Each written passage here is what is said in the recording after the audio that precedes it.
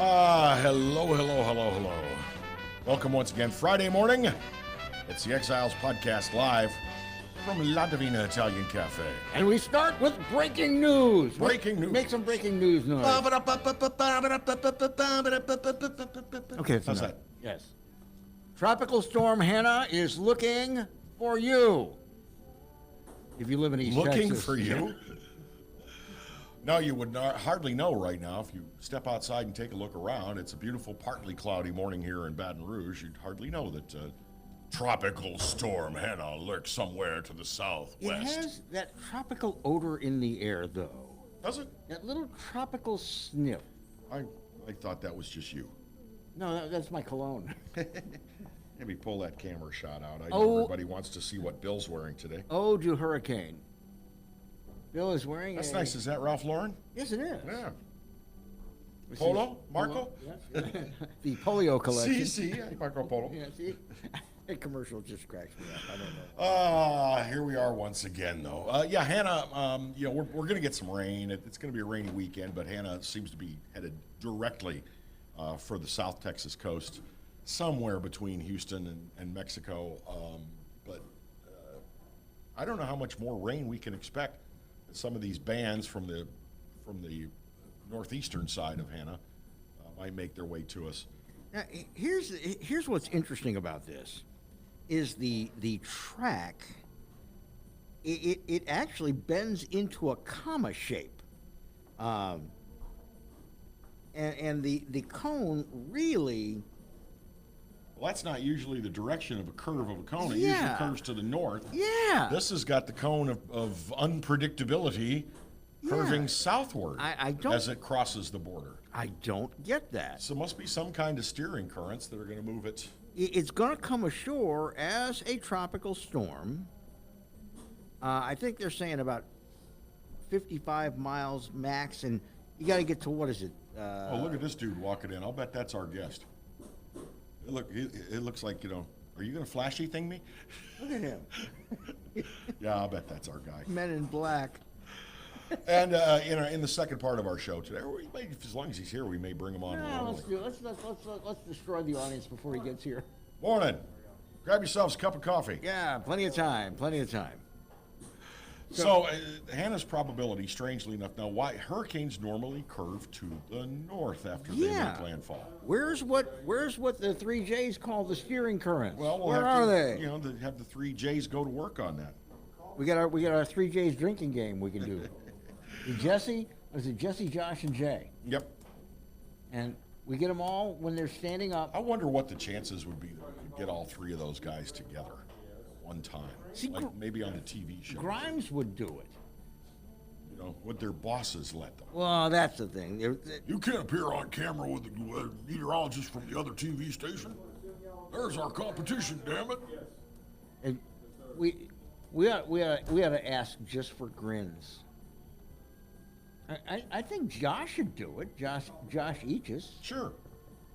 I don't really know Jesse Gunkel. Do you? Have you ever met him? Jesse's a nice guy. I've never met him face to face. He seems like he's okay. I mean, I know that there was that thing that happened a few years back when he had a few too many drinks and he pulled the, do you know who I am? Yeah, he did the American Express weatherman on Channel commercial. 3. Who gives a shit?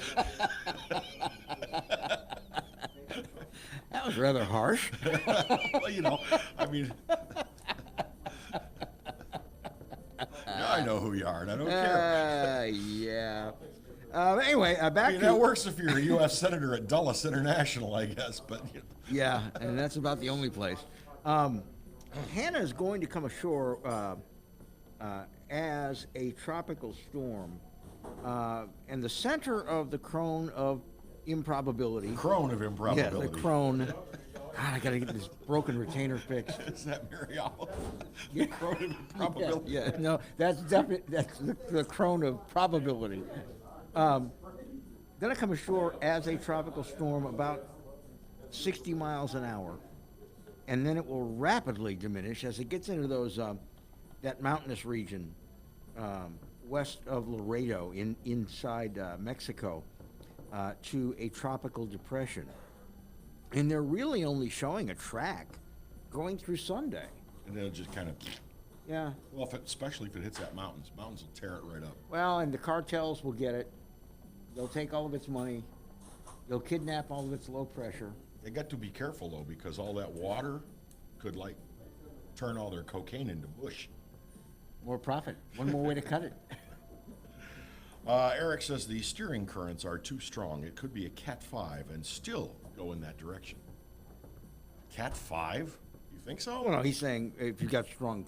I get Oh, what I know what he's saying. I get what he's he's saying. It could be a very. And Eric, who the hell asked you?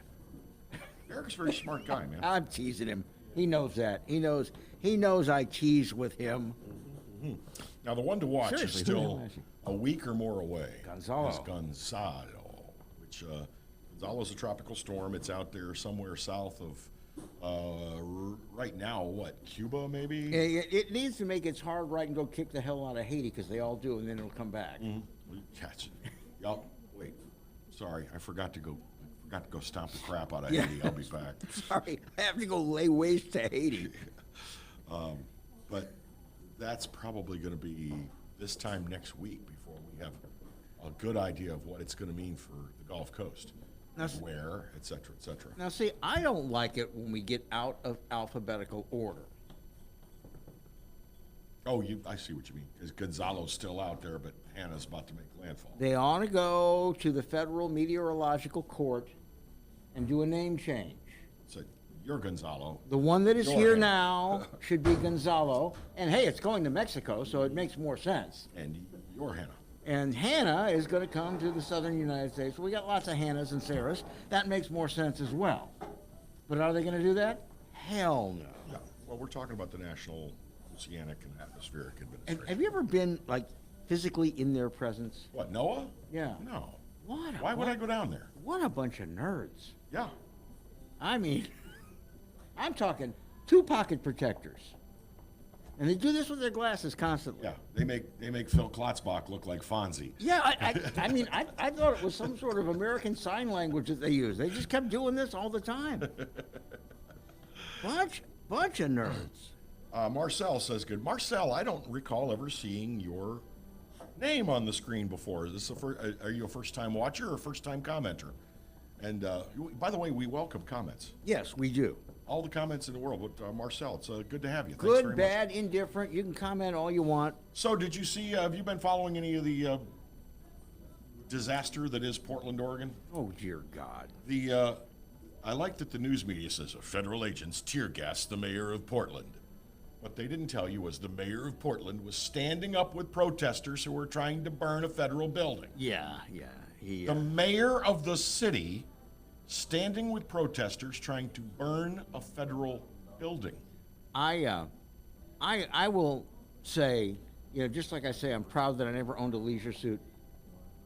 I was an early adopter of thinking it's good policy to be completely dismissive and disrespectful of Portland on general principle.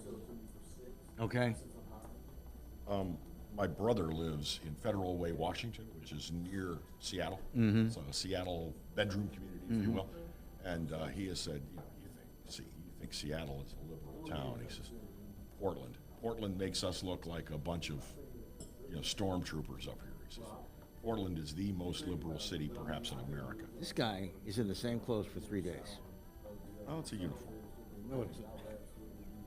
Be nice. Can I find which bridge? Nice. Anyway, the guy got tear. So the mayor, which his name was Tim Weasel. Is that his name? Weasel? Yes. Wheeler, I think. Hey, shit weasel. But he got himself tear gassed, and he took it like a man.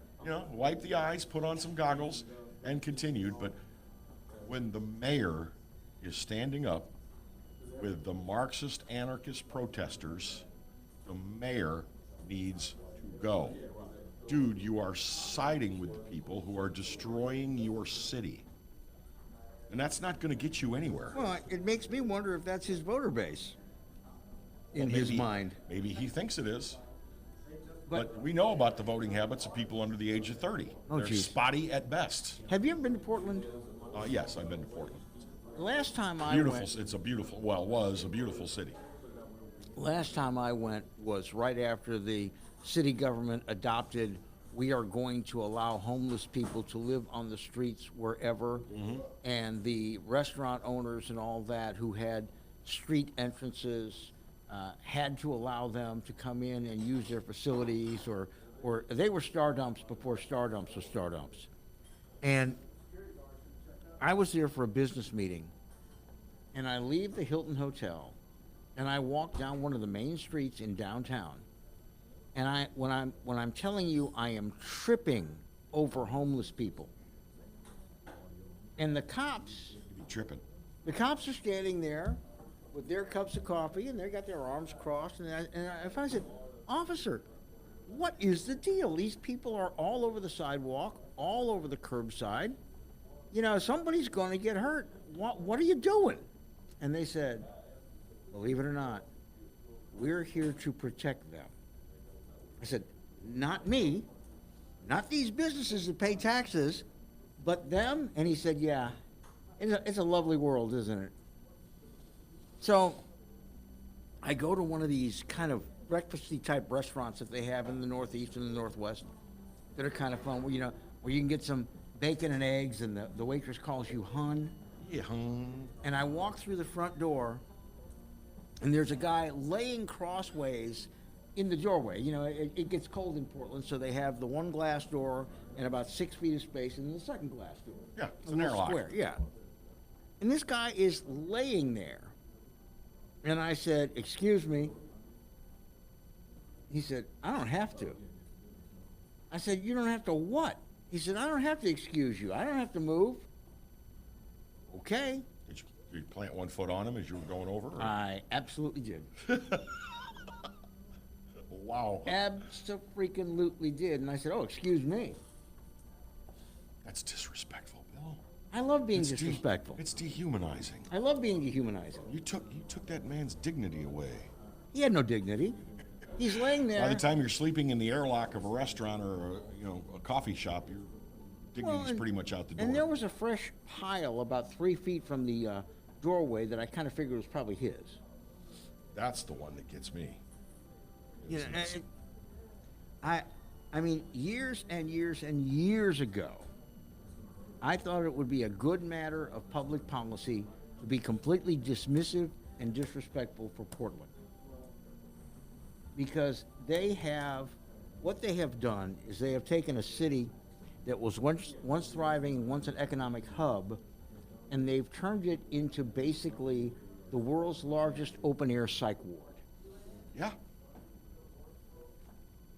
Portland, Seattle, San Francisco. Have you seen any video or photos of San Francisco lately? No, I haven't been there in years. Look, in San Francisco Central Business District, tents on the sidewalk. You know, human waste in the gutter and on the sidewalk. And I mean, this is not spotty. This is everywhere. Everywhere. And especially in Madame Pelosi's district. Well, So, I mean, it's just, look, I don't think we should completely turn our backs on people that are homeless. I think what they need, most of them, is mental health care. but don't you think there should be something constructive? I mean, if you really want to be an ethical human being, if you want to be a good Christian human being, don't you think it should be something constructive? Rather than assigning police officers to kind of watch over them with disdain, how about you send out some social workers and say, "Let us help you. Let's get you into a program. You can't sit out here in the street. Look at you. Look at yourself. You don't want to be a part of this." There are ways, particularly a city like Portland and San Francisco, that has resources to do something constructive rather than leaving these people lying in the gutter and saying, "This is," I mean, and the politicians there feel good about this. Don't just We're not make going it to more disturb possible for them. them to live in the street. Help them get out of the street. Well, and you know what has happened in Portland? I can't speak to San Francisco or Seattle, but in Portland, violent crime against the homeless has reached epic proportions. Oh, buddy Jack. Hey, Jack, how you doing this morning, bud? I mean, that's the whole thing. You are making these people targets for a lot of things. And when I say that I have disdain for Portland, it's not for those people who live in the streets. It's for their government. Well, I'm trying to remember whether it was New York or Minneapolis, or perhaps it was in St. Louis, but it was about a month ago. We had video of young people who were protesting in the streets. They were setting off fireworks on homeless people. You know, homeless people laying on the sidewalk just trying to, cop some Z's, all curled up in a ball, and them throwing, not just firecrackers, but also bigger stuff. Yeah, stuff that burns at a high heat. At this homeless guy, where he could be seriously burned. His clothes catch on fire. And I will tell you what bothers me about this more than anything else, particularly with Portland, but also with San Francisco and Seattle, and to an extent Austin, Texas, is they are so damn smug about their human failures. They are very, very smug about saying, here's the way we deal with homelessness in Portland, is we let them sleep on the streets and we don't bother them. Who freaking rock? That makes them morally superior? Oh, they're terribly smug. Terribly smug. Well, that's what I find about a lot of liberal-minded people, is that they're always the smartest person in the room. They're much more enlightened than you. Never incorrect about anything. And as you said, smug, arrogant. Well, I said this in Louisiana. I said this during the last election. And I certainly don't mean to insult the governor. I was trying to make a point of be careful what you're proud of. And if you remember, John Bell was very proud of the Medicaid expansion. Yes. And I said, in a lot of ways, that's a failure.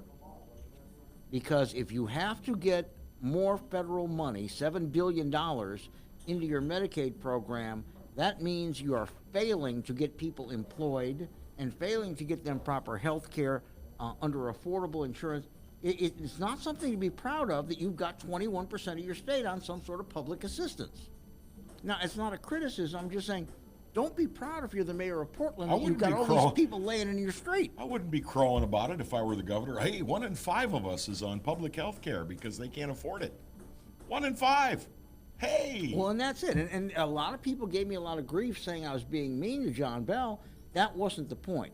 The point is you don't celebrate getting a huge bunch of federal money to expand your Medicaid program. That means your state is having problems. That's not something to be happy about. Now, to the people who benefit from this, I'm sure they welcomed it. But I think you have to pick your social victories. I was just checking, by the way, just local headlines here in Baton Rouge. It doesn't look like we had a murder last night, which is nice. Well, that's a first. We're kind of breaking out of that mold. Yeah, first time in what, about 10 days? It's been a while since we've gone a night without at least a shooting, but I'm not seeing any headlines about any such activity. Of course, the day is young. I was a little worried driving in. I came in on Highland Road, and I saw our DA do a bat turn in his truck on Highland Road, reversing directions, and I immediately went, uh-oh, what could possibly be making that happen? 90-degree bat turn. Oh, yeah. Let's see, what is good? Here we go. Here's a guy in Ascension Parish arrested 450 child porn charges. I saw yesterday that agents from the Cyber Crimes Division had descended on a house in Ascension Parish. I wonder if our buddy... Cyber crimes, that's only one thing around here is kiddie porn. I wonder if our buddy, our friend with the SVU is part of that arresting group. Probably. He usually gets in there and slaps the cuffs on people. Probably. 34-year-old Christopher Urbach booked on charges of pornography involving juveniles and crime against nature. Do they have a picture of him? Oh, yeah, look at that guy. Oh, he looks like Chester the Molester. Look at that Yeah, guy. I mean, he ought to have a tattoo. There you go. That says, keep 500 feet away from me if you're under 17. I'm wondering how his neighbors feel now. Garanimals for people. That is Chester the freaking Molester if I've ever seen it. Wow, so there's that. Let's see. You heard about the lady that jacked the guy's truck and then killed his dog? Remember Rolo? Yeah, he got 12 years. She got 12 Yeah, oh, that's right, her. years. She got, from the mugshot, you couldn't quite tell that it was a her. But she got 12 years. It's like, why not just let the dog go? Instead, she takes the truck, parks it wherever she parked it, and left the dog locked up in the hot She truck didn't to know die. what planet she was on. She could have even just slowed down and opened a door and let the dog jump out Oh. and go to its master. We didn't have a murder last night, but Deborah says we did have two cars on Bluebonnet shooting at each other as they were driving. That was in broad daylight. Does that count? That was in broad daylight at lunchtime yesterday. Jeez. Lunchtime. And right at I-12, right by the Mall of Louisiana, two cars blazing away at each other going down Bluebonnet. Don't know if anybody hit anything, Now, because again- there's one thing I know about some of the brothers is they lousy shots. Well, you hold a gun like this, it don't go where you want it to go. Usually you end up capping somebody 3 blocks away. But, yeah, it's like, if y'all want to be better at this, get shotguns, okay? Mm-hmm. If you want to shoot from a moving vehicle, get shotguns. You're not gonna do it with a stolen Glock 40. It ain't gonna happen. Did you ever see L.A. Story? Steve Martin. Oh, yeah. You remember first day of spring? Quick, get the gun, load it! And they're driving down the L.A. freeway and he's just shooting. He's just got the gun going out and just wildly shooting at anything. Now again, It's crazy. that's one of those stretches where normally between I-10 and Perkins Row, because of the hospitals there and all that and the high traffic, there is normally at least one sheriff's deputy on that road, or one state police, and sometimes more than one. So I'm kind of surprised that they did not get apprehended. Do they have a description of them or anything? Nope. Not yet. Because I'm wondering if it was my guy in that mini Cadillac with the Texas plates. Maybe so. You never know. And here's one more nifty news item Nifty news. from our friends over in Walker. Still on the learning curve on those traffic circles. 18-wheeler. He hit the circle just a little too fast and tips over and dumps his load. So that's still right as we speak, it's still a traffic problem because they have to offload that truck completely before they can seek to get it back up on its wheels again. You know, Debris in the roadway, big mess. policing has become a lot more kind. It really has. I remember growing up in Illinois, there was a big violation. One of the most expensive tickets you could get was impeding the orderly flow of traffic. That was a big, big ticket. Yeah. And I saw they would take snowplows and they would take these trucks that had jackknifed on the Kennedy Expressway. Whoa! Shove them aside. Yeah, no, call your company. We'll get somebody out here. We'll offload it. And people in traffic sitting there going, I'm going to kill somebody. Oh, no. They take the snowplows and they just push them off. You know, the only traffic circle that I have regular experience with is there's a traffic circle over by Woman's Hospital. Mm-hmm. And I see people are getting better. Do they call it Piku Lane Extension? That's Pico Or is it Extension. Stumberg? I can't remember which, but It takes you to Stumberg. people are getting better about that. But still, you'll get somebody that'll get up to that thing. There is not a stop sign in sight, and yet they come to a complete stop in the middle of that circle. It's like you're going to get yourself or someone else killed. I had a roommate that was a trooper. He has left us. He died early. He had a heart problem he didn't know about. But he used to scream, "It says yield, not surrender." So that's going on. So I'm gonna label that Walker story as coming soon to a government street near you, because they are doing they're doing one of those at Government, Lobdell, I'm doing one at Goodwood. Government at and Goodwood. Independence, I- where all that converges. I had to blow through that yesterday to go see my dentist, Mm-hmm. and it is all confusing because at Jefferson they can't make a full circle. They don't have the real estate, so it's kind of like a guitar pick. It's pointy at the Jefferson Street end, Mm-hmm. and then it curves on the government, and they haven't restriped it, and everybody's going, "Hell, I guess I can just go," you know. But it's like a guitar pick rather than a circle. No, I'm talking about farther down towards Independence Park. Oh, I know they're doing a full one doing a there. full Yeah, they got a traffic lot of circle real there. estate It's there, gonna- but be a mess. at Government and Oh, I've seen that new and intersection. I was it's just by Government- there the it's other day. Government and Jefferson actually. Yeah, I was just by there the other day, and it's Well, and, it's a mess. and that's the home. You know, that area is the official home of the elderly driving pace car.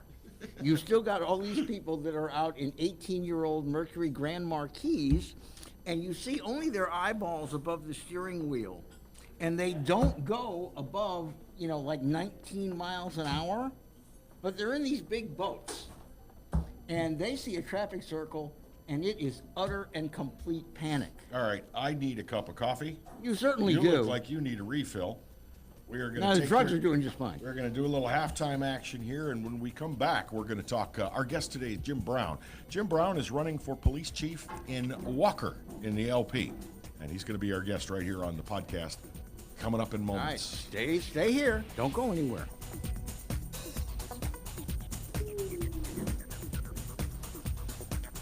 How y'all doing? I'm Bill Cedar. Hey, Jim. Hi, Jim. This is Kevin Gallagher. We can wave if you want.